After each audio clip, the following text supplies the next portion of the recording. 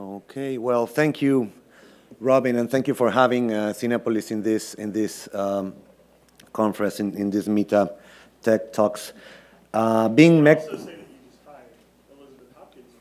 There you go. That's a great point. And Elizabeth Hopkins, head of our Cinepolis Click venture, is it's an outstanding woman in a very high-ranked position within the company. So that linking to the previous panel.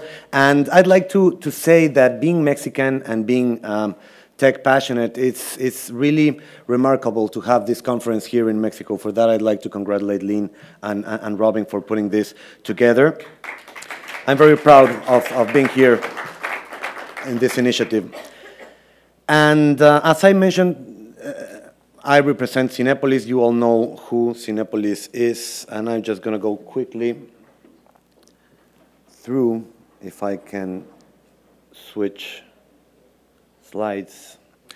I already said we are a movie theater company. We are brick and mortar. We are a privately held company. We are based in a medium-sized city of central Mexico, which that doesn't really point out to an innovative or tech company, and we don't claim to be that. And I guess we were invited to this presentation because of the small things that we've done to improve the service that we provide to our customers, and that's what I want to share with you in the next minutes. A little bit of background. Perfecto.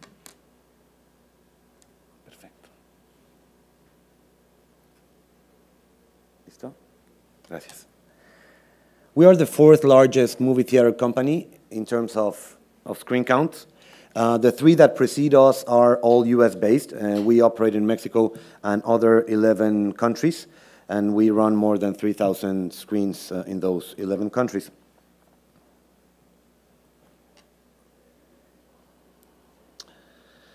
And well, innovation, what we believe innovation has been a key element of Cinepolis' growth strategy ever since we started. And innovation to us is making those small changes for the core experience of our customers. And I'm going to go through some of those changes since we started in 1999, doing the first stadium seating theaters in the region. Ever since 1997, all the screens that we have built are all stadium seating, which, I mean, now it's sort of a standard, but for Latin America, that was a huge innovation back then. And in 1999, we developed the VIP theater concept, which provides seating with footrest, which is very wide. We have leather seats. We have waiters that serve you within the theater. We serve French crepes. We serve gourmet cuisine in the theater. We serve alcohol, drinks, and that makes a very different kind of experience and ambience within the places where we have it. And we've grown from our initial Mexico City test to 8 different countries and having more than 300 screens operational in the 8 countries where we operate. We've introduced the first IMAX screen in the region, and I know you all know about IMAX, and this is not like breakthrough technology, but what I want to point out, bringing the IMAX example, is the way in which we thought about projection and technology, and we see that that's very important for our customer experience, and we don't want to compromise in projection and sound. And ever since we launched IMAX screens, we've always had a focus on providing the best cinematographic experience. In 2010, well, and going from the visual part and the audio part of the experience, there's always popcorn, key element for a movie-going experience. And as you know, popcorn has been with movies for a long time, and popcorn was a product that is key for our business, but was very stagnant, I would say, growing very slowly in a year-after-year basis. We thought that even that product that was very mature could get some innovation. And what we did was invest in new equipment, renew all the equipment, do new suppliers for providing us better products. We did 4 different flavors of popcorn, and we launched a campaign in order to put in the minds of our customers popcorn as a key part of the experience. And this is the ad that we shown. Let me just share it with you. Hola, ¿me das un refresco y unas palomitas grandes? No, mejor chicas. Yo no quiero. Chicas. Sí, chicas. Ok. Palomitas chicas. Gracias. Ve por otras, ¿no? Unas palomitas. ¿Quieres unas? No, es que no me las acabo. ¿Qué vas a querer, mijo? Unas palomitas. ¿Y tú? Nada, yo solo te robo un puñito.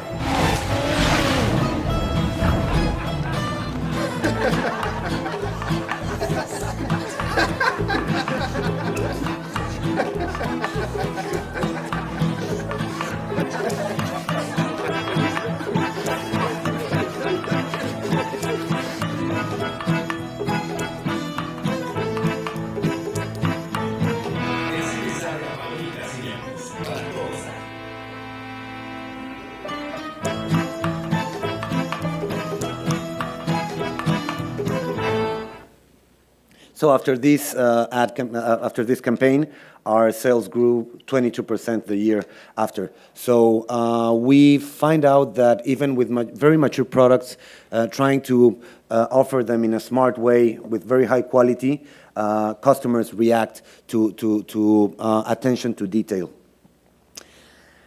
Another key part of the theater experience is where you sit. And we started having reserved seats in 2011, and today in every single Cinepolis worldwide, you find reserved seats. Even in the smallest towns in the outskirts of Mexico City, you will find reserved seats. And we have seen in other markets that that's sold as a premium experience, just the fact to being able to sit in the place where you want to sit within the theater. And once we find out that the inside that our customers reduce their anxiety when they know where they're going to sit, we implemented it everywhere in every Cinepolis. Then, also last year, we introduced the 4D experience. This is a technology that we brought from Korea, starting in Mexico, and now we have it in other 2 countries. And what you find in a 4D auditorium is a moving seat that is synchronized with a blockbuster movie. So you get a seat that can jump, can slide, can tilt, can twist. And besides the seat, you find lights, you find storms, you find fog, bubbles, scent, and that, if it's well synchronized as it is with the movie that you're seeing, it makes the experience a lot more immersive, and it really changes the way in which you see movies, and it's performing outstandingly. And our customers are seeing those types of innovations as one that brings them closer to our brand. So, fostering innovation in Cinepolis has 3 angles, and I mentioned it briefly before, but we want to do it from the leadership part of the company, challenging our existing orthodoxies and challenging the way in which we did things previously. We want to get input from our staff, as I mentioned earlier. We do some workshops, we do product testing, and we even do some competitions about innovations from our employees, and out of those competitions came the ideas of improving things like popcorn. So you can see how powerful is getting ideas from your staff, that you're already having them every day at your theaters, and you can get their ideas and put them into work and bring them into real innovation that moves the needle of the results of the company. And finally, customer feedback. And out of customer feedback, we are not only doing sessions, but we are constantly trying to listen to what our customers are trying to say about our service and about even the products that they want to watch. And I will talk about that when I refer to Cine Predictor, another site that we are launching. So we believe that our customers have a different experience when they get in touch with Cinepolis, and we try to put that together for you guys in a way that with some animation, we melt it with some interesting figures for all the entrepreneurs to see what's the potential for the retail market in online businesses. So please have a look at the following clip.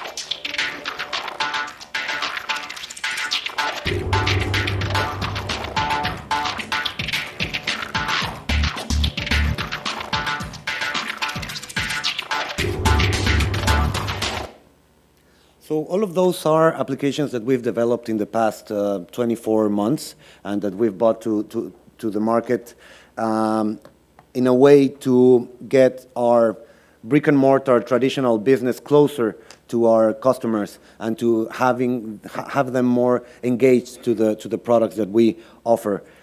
So as you can see, there have been a lot of new ideas and potential ventures to link with the services that we provide, and well, in this type of examples is where we get closer to entrepreneurs and to smart businesses that provide us with ideas and with options to improve the way in which we traditionally sell the products that we sell. So another way in which we listen our customers' feedback is also through technology. And now I'm going to the Cine Predictor part that I mentioned. We have 40 years in the industry. We are the largest movie theater chain in Mexico and in many countries in Latin America. So as you might expect, we have a very experienced programming programming division.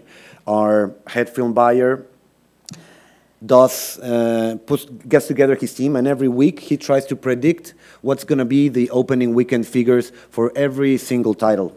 And so next, probably we're having The Hobbit shortly, and they are thinking what's going to be the Hobbit opening weekend, because we have to align our operations to the expected demand that we might be getting during that weekend. And the decision of how to staff the theaters could really move the needle from one side or the other.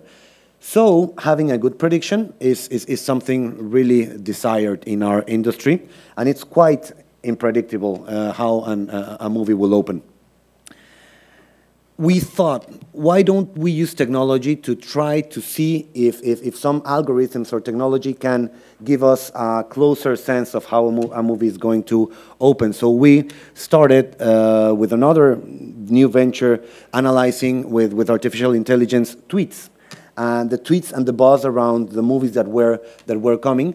And we started that 6 months ago, and when we started, our film buying area was much better. But in the last month, Cine Predictor has outperformed our experts. So you find ways to use technology that can even bring you solutions that are better than what experts can come out with. And this is an example that we thought we should share here with you guys, to also provide a point of reference that technology can improve even an old business as movie theaters is, and opening weekends, that's something that has been out there for a long time. Tweets and social media can be an accurate predictor of what's the performance that a movie will have.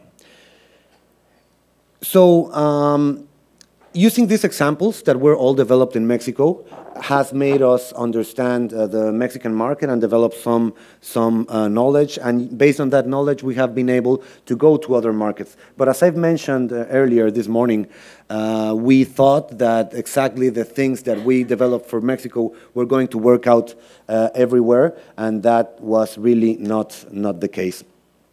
But my point is that we started with Mexico and trying to be successful in our local market, and using that experience to grow to other territories and to different markets. So out of Mexico, we went to Latin America. We started by from Guatemala, and we went to other 5 Central American countries where we currently have 126 screens. Then we went south to Colombia, Peru, and recently to Brazil, where we already have 159 screens. We also went to India 3 years ago, and currently we have 47 screens there.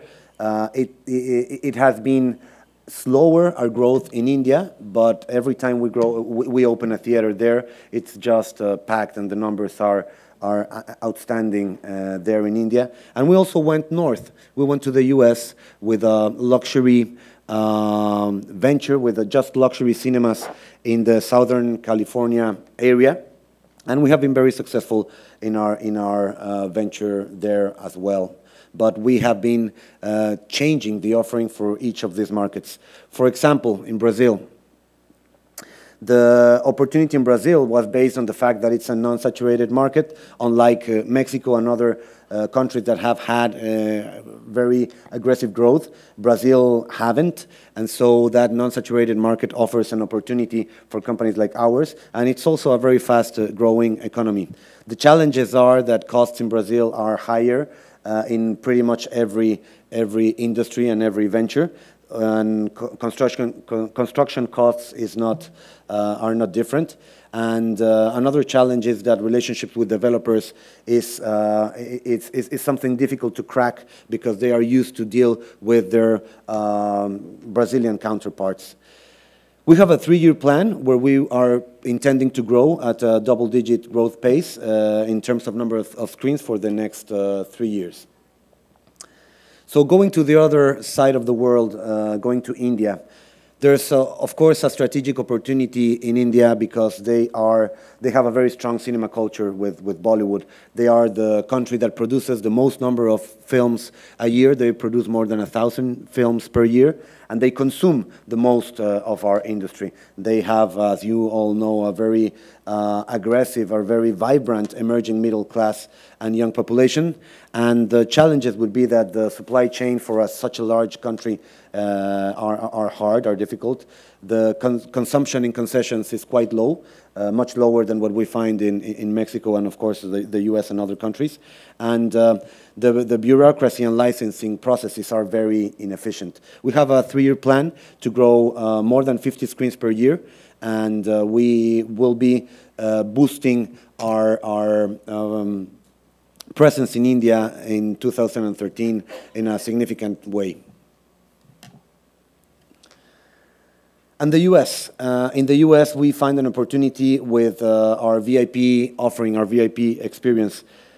For us, was puzzling the fact that we were very successful with our VIP offering in Mexico, in Guatemala, in Costa Rica, and the most affluent country in this part of the world pretty much didn't have a VIP offering in almost any theater, in almost any state in the US.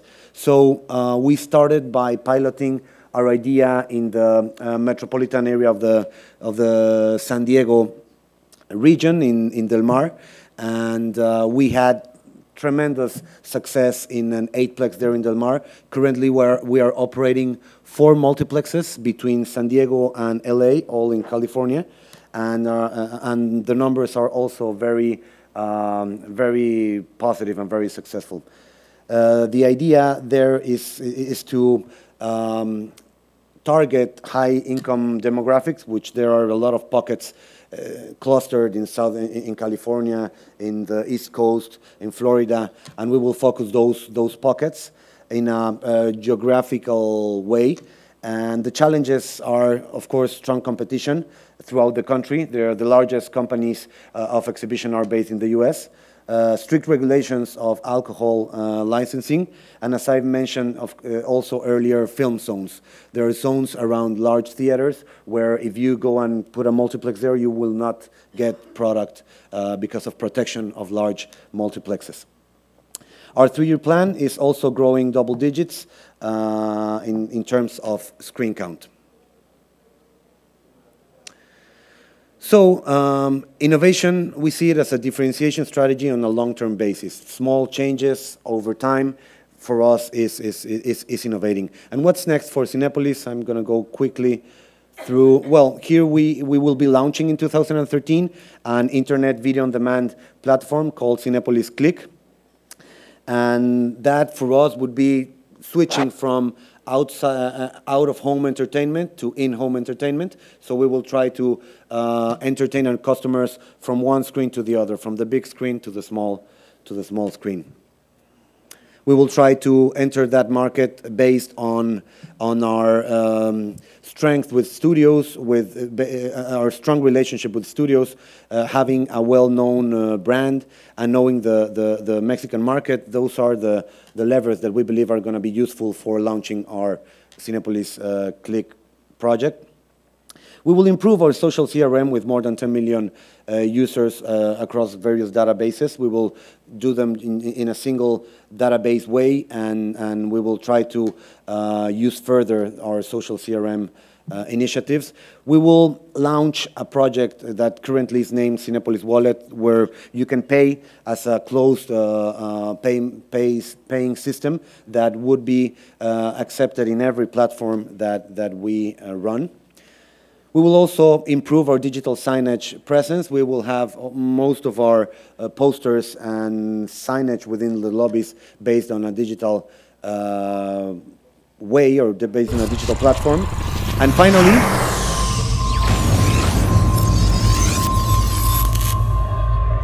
we will have digital projection. And yeah, that was short, but. Yeah, that was short but significant, because Cinepolis will change from being a company of 35mm film to a more than 3,000 screen network. It will all be transmission, distribution, and exhibition of digital files. So for the first term of next year, we will no longer be a film company. We will be a network based on buildings that show digital files. So in the end, we will become a digital company that can show any content. And doing that, changing more than 3,000 screens from film to digital, has not been a minor thing in terms of investment. And we are finishing that in the first term of of next year. And we hope for that to be the segue to a digital era within the company. So with that, we'd like to use technology as a leverage force for our growth. Technology in all of the territories where we operate. And I guess that with that, I'm done with my slides. Thank you. And I don't know if we have time for Q&A. No? Okay. Thank you.